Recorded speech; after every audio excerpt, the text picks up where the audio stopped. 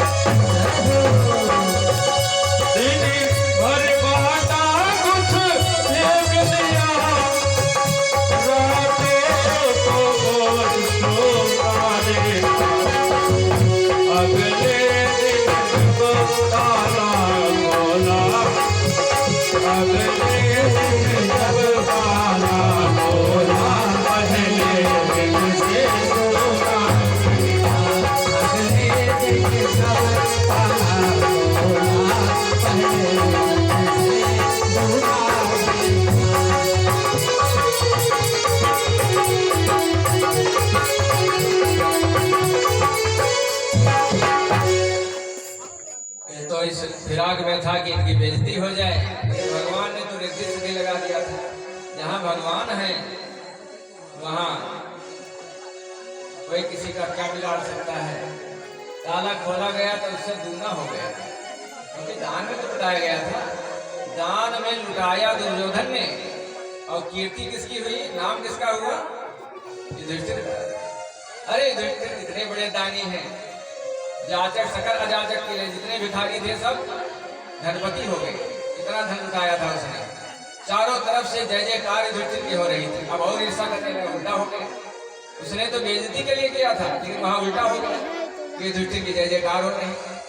भाई युधिष्ठिर का ही काम तो कर रहे थे, तो नाम तो युधिष्ठिर का ही होगा। अब उस ईर्ष्या में कुछ नहीं कर पाया। और उधर जब वो आया था तो उनकी जो नगरी बनी हुई थी, जो नगर बसाया गया था, मैदानों के विश्वकर्मा ने जो उसको रचित किया था, उसने ऐसा माया बना दिया कि जहाँ जमीन दिखाई पड़ती थी फर्श, वहाँ जल था, और जहाँ जल होता था वहाँ फर्श दिखाई पड़ती थी। उल्टा था, अभी कोई जान नहीं पाता था। दुर्योधन जब आने लगा तो द्रौपदी वहीं खड़ी थी, तो पानी में प्रवेश करने लगा। उसको लगा कि ये फर्श है। द्रौपदी ने कहा कि भैया उधर से आइए, इधर से ना आइए, इधर पानी है। तो सोचा कि हमारे साथ धोखा कर रही है, हमें पानी में घुसाना चाहती है।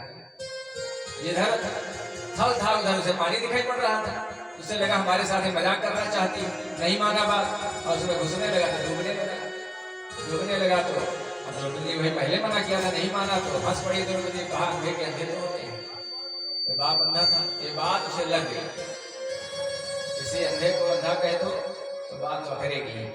अंधे का पुत्र था, ये बात उसे चुभ रही थी, इसीलिए वो बेइज्जती करना चाहता था। लेकिन भगवान रक्षक है तो कुछ नहीं कर पाया।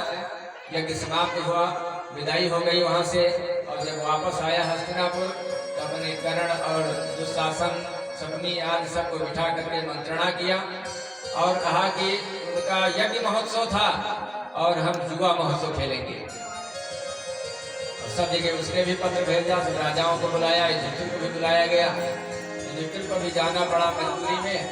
और फिर वहां शर्त लग गई जुआ खेलने की, और जुए में सब कुछ हार गए, कुछ नहीं बचा। तो अंत में द्रौपदी को भी दांव पे लगा दिया और द्रौपदी भी दासी बन गई, उसको भी हार गई।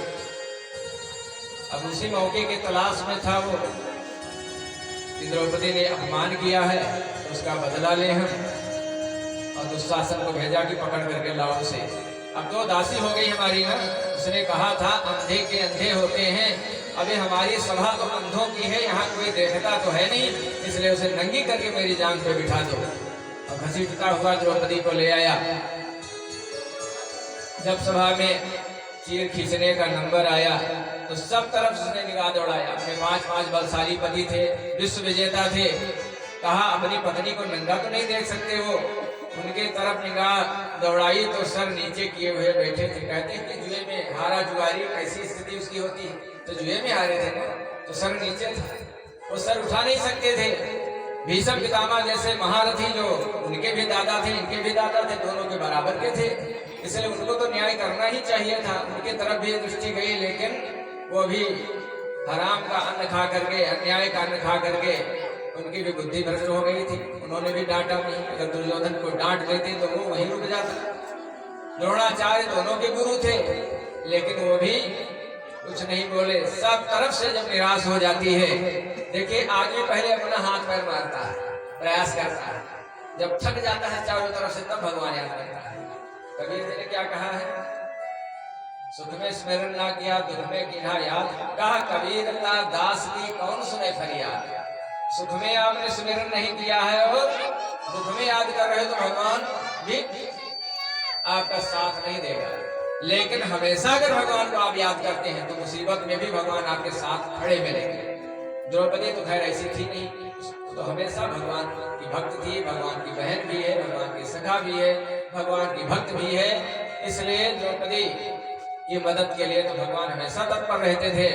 तो सब तरफ से जब निराश हो जाती है, पहले अपना जोर आजमाती है, सारे अस्त्र फेल हो जाते हैं जब, तब उसे अपने भैया याद आते हैं। हमारा भैया तो भी है ना।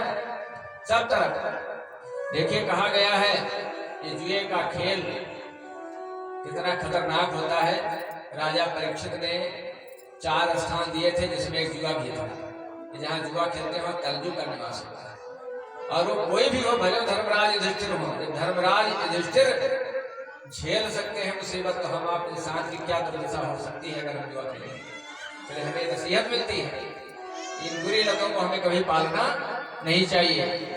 नाव युधिष्ठिर धर्म के मूर्ति ते गई ले जब में हरिहारी, ई सुनी कहे तो साधारण मानो, भी हरि है बहिनी महतारी। और खेल बड़ा भैले जग में, पर ऐसन नाही देखे जुआरी, और ना तनिको सोचले मन में, हर ले